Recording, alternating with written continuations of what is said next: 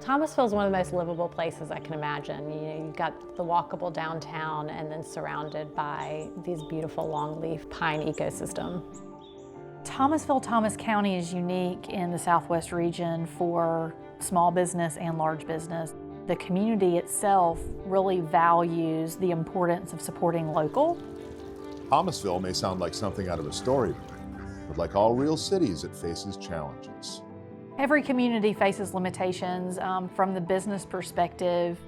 There are barriers to business growth. One of the things that we often hear businesses complain about is people are out because they're taking care of a sick child, or people are out because there's no child care. The biggest thing with daycare in this kind of a rural area is there's not many. Across the board, really most families are faced with, do I go into the workforce? And if I do, am I able to find childcare? And so it doesn't matter, what socioeconomic background you're from, the childcare challenge is there.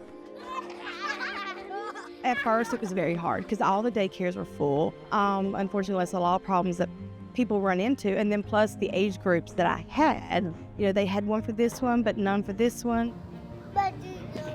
For this area, it is kind of a little bit harder to find daycare, I feel like.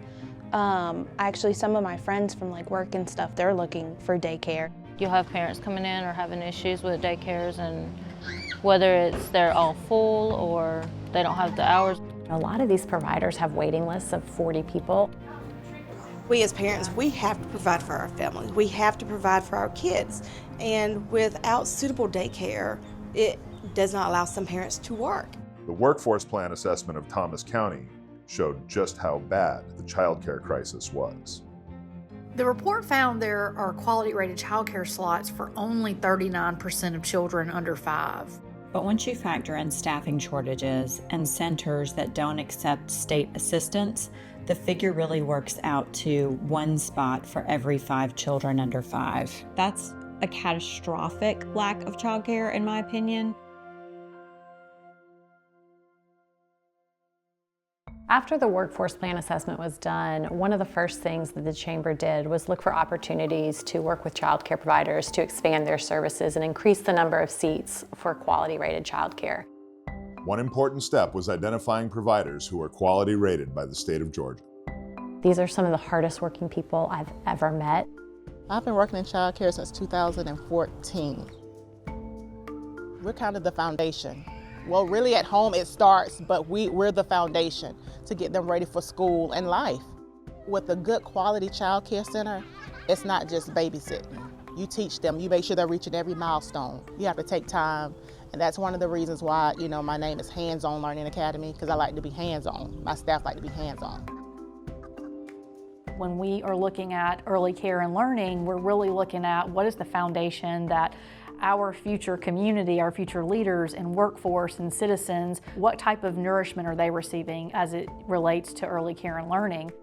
As a parent, a good child care center usually includes heart, and by that I mean somebody who cares about the children, not only cares about their well-being, but cares about their education, their health, and their feelings. They teach them the days of the week, the colors, the shapes. I've come in here when they've had their dance moments. They teach them with fun. Of our child care providers, we have 4 that are center-based providers, and we have 5 that are in-home providers. You gonna say hey? Many of these women have been offering child care for many, many years. They have huge amounts of experience in caring for children. He's not gonna go outside with you. My name is Tanya Simons, and my babies call me Lolly. Me and my husband are known as Lolly and Pops to everybody. To give quality care, we have to know how to educate them.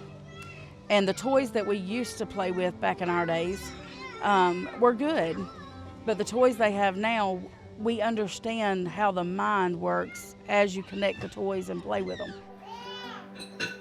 The biggest thing with the developmental side of it is that these kids learn from not only touch, but feeling, watching. She does a little bit of everything. My son, he has a speech delay, And so lately, it's just like all of a sudden, he's just started talking more and everything like that because we've been working with him at home. She's been working with him here. There's music every day, there's activities every day, there's coloring, but there's also glue, and there's making a mess, but also learning to clean it up. We always think about, like health and food, but a lot of times we don't think about the value of language and communication. And they counted how many interactions between the children we had. We scored off the charts. We needed to have at least 700 words, the adults. We had 2,000. The children had to have at least 800 words, and they had 3,000. Even for parents with high-quality childcare, there were hurdles to overcome. The Urban Institute conducted a study on behalf of the Department of Early Care and Learning. What they found was that parents lacked access to childcare outside of traditional hours. A lot of times it's hard to find childcare for non-traditional hours. Life is hard already. Then you're trying to juggle life and work. This was a troubling issue that Thomas County needed to address. We saw this kind of innovative grant from the Department of Early Care and Learning. It was called the DECAL Expand Grant. The DECAL Expand Grant was a $750,000 grant that was awarded to Imagine Thomasville to provide after-hours care for the families in this area. Which is very specific. It's after 6 p.m. and before 7 a.m. The DECAL Expand Grant uncovered a hidden need that we maybe weren't aware of, which is that people's careers are limited if they can't find childcare outside of those traditional 9 to 5 hours. At night, I am the director where I work, so I have to work certain hours, which is like 2 o'clock to close. I'm the manager at a smoke shop here in town. So if one of my employees call out sick, normally I don't have anybody else because there's only 3 of us there, sometimes 2 of us there at any time. So sometimes I'd have to pull open to close. It's definitely difficult at night, especially. Most people, 8 to 6, I think, are the typical daycare hours.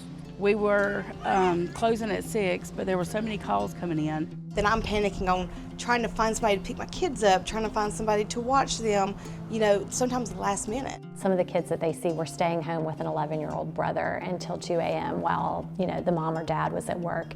The DECAL grant with the Expand grant has really helped us offer more opportunities to the community. It's basically childcare early in the morning, later in the evening, so from like 6 p.m. to midnight, and then on weekends. Who is really benefiting right now that we're seeing a lot of hospitality workers, so restaurants, hotels.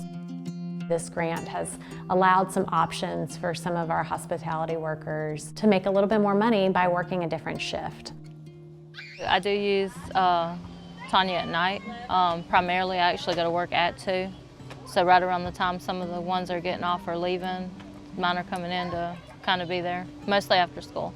The children don't have to worry about where we're going to go each night. The parent don't have to be at work stressing, is my child being taken care of? The fact that I do have the extended daycare is great because sometimes I don't get off work till 7, sometimes 8 o'clock. I don't have to worry about my children being somewhere off where they don't need to be. They're with somebody that I trust. Somebody's willing to watch my kids without me having to panic and be in panic mode. The grant program offered financial assistance to parents for extended hours. It helped the parents that's not able to afford it. For a lot of them, it's meant really they have very little childcare expense because of this grant program. Grant funding has also assisted the child care providers themselves. It's a reimbursement grant. They can use it for any of their direct expenses. So if they have expenses like purchasing books for the kids who come at night or cribs for the kids who stay overnight. It also gives my center room to allow my staff to earn extra hours as well. So it's been a blessing. And also to help them as business women, we were able to provide some professional coaching to them, business coaching. One of our child care providers, we had just connected her with a QuickBooks coach who put all of her information in QuickBooks for her and helped her understand her profit and loss statement. That has been super satisfying to take these extremely hardworking women and pair them with some business training and acumen so that they can be successful at doing what they're doing. As a result of the DECAL Expand grant, there have been 28,000 hours and counting of non-traditional, quality-rated childcare provided. I'm so grateful for the program because it does allow me more freedom to be able to work to provide for my family. But the child care crisis in Southwest Georgia is far from over. My advice would be to make the grant permanent so the parent don't have to, worry or stress, do I have enough money to pay child care or do I have enough money to buy grocery? We think that starting more family care providers might be the next step that we'll take in trying to crack this child care. It's going to take a lot of different solutions. We at Imagine Thomasville are in the process of establishing a foundation to access funding to deal with the issues that are those workforce issues, one of them being child care. This is not a somebody else problem, this is an all of us problem.